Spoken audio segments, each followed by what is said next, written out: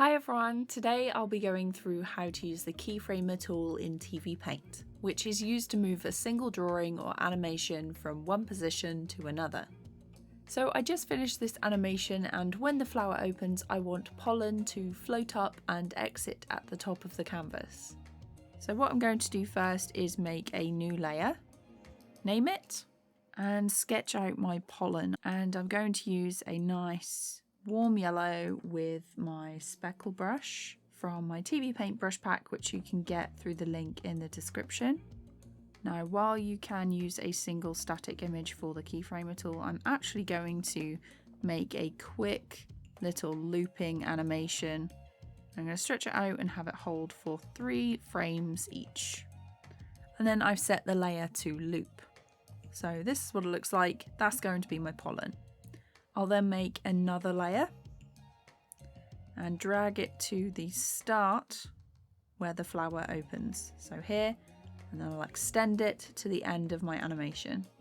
Although you can apply the effect to the original layer, I like to apply the effects on a new layer instead, as the effects in Tvpaint are destructive, meaning that they affect the imagery within the layer directly.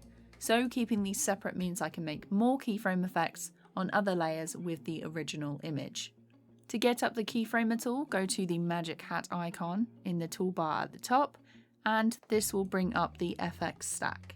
Click Add Effects, go to Motion, and Keyframer. I'll then click Source, and from this drop-down menu I'll want to choose my pollen layer.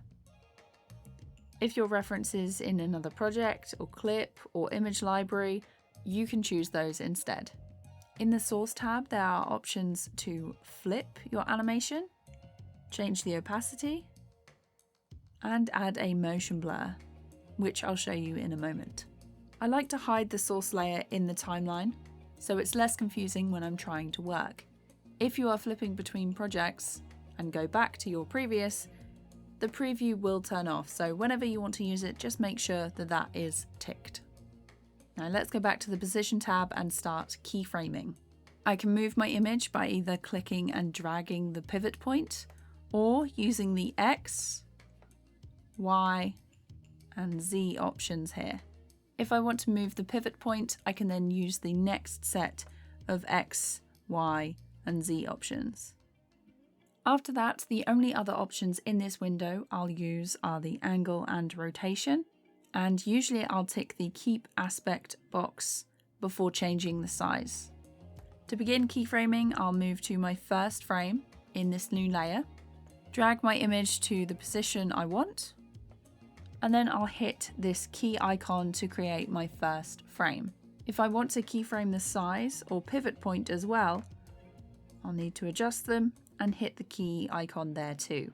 I'll then move to the final frame in my animation and move my image off the canvas. I can move this anywhere I like, but I think I want it to go straight up.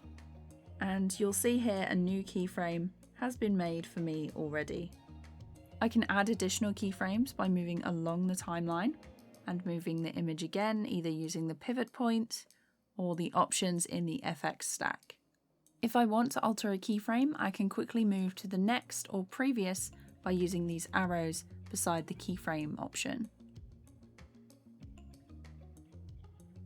I can drag the keyframes along the timeline and remove them by hitting the key icon again.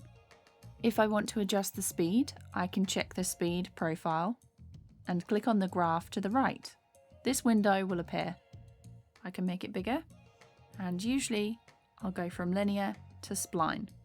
After that, I can just click and drag my points wherever I want them to be in the graph.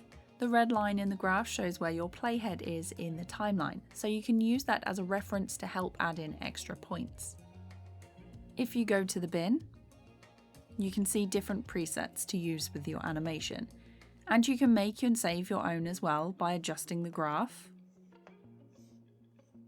and then going to bin, add to bin. Once you name it, it'll appear in your presets. For the motion blur, I just have to go back to the source window, activate the motion blur, and then choose the blur size and step. until I'm happy with it. Then I can choose my keyframes and adjust them any way I like. You can also extend or reduce your keyframes by grabbing this option here and pulling them along the timeline. When I'm happy with this look, I'll want to apply it on the current layer, all instances, and frames. If it's only this section that I want to apply the effect to, I can highlight it and change all instances to selection. If I already had a layer structure with frames on 2s or 3s, I could apply this effect to heads instead. However, if I did that now, the effect would only apply on this first frame and I wouldn't get the rest of the animation. Once you've applied an effect, the preview will turn off. I could then make a new layer, stretch it out as before, alter the timing and frames, and apply the effect to that layer. And I can keep building up my animation from here. If I want to keep the settings for this effect and make a new Keyframer set, I can click this arrow here and duplicate it. I just want to make sure that this is minimized and turned off so I can focus on this new Keyframer option. Now, if you don't want to keyframe an animation or movement and plot out every little point to try and get something more natural looking, you can use the path recorder. To do that, I'll make a new layer and stretch it out.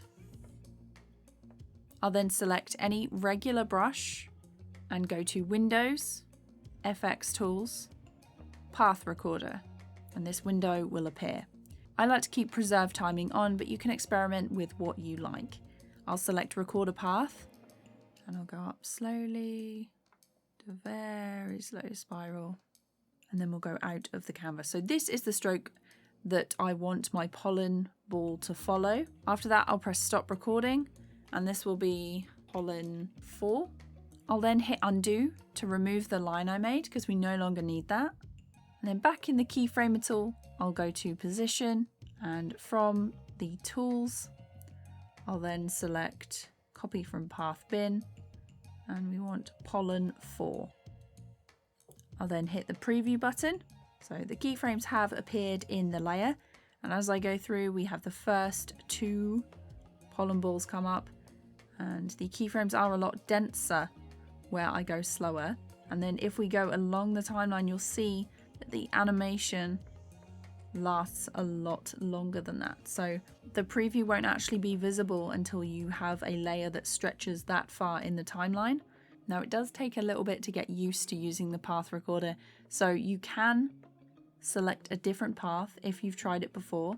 So I'm going to choose pollen 1, and this was an earlier take.